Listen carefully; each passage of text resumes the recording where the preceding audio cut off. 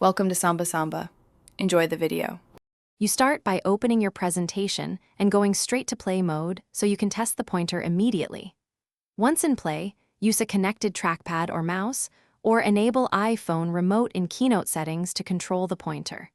Press and hold the assigned pointer shortcut. On Mac, this is usually the Control or Option key combined with a click to activate the on-screen pointer. This gets you into pointer mode without extra setup, so you can move on to precise annotation and highlighting. Now refine how the pointer behaves so your audience follows your flow. Open the pointer menu.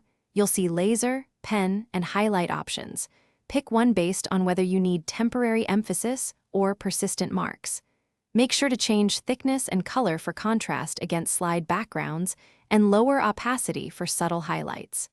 Practice click and drag gestures to draw or underline, and remember keyboard shortcuts to toggle modes rapidly so you stay in control during live narration. Finish your run by clearing any annotations unless you intend to keep them. Use the clear command so slides remain reusable. If you want a replay, record your presentation with pointer movements included or export as video to preserve timing.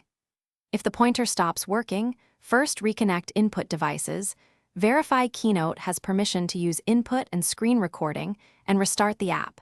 That sequence resolves most issues. Keep these final checks quick so you stay confident on stage. Thanks for watching. Consider subscribing if we helped you.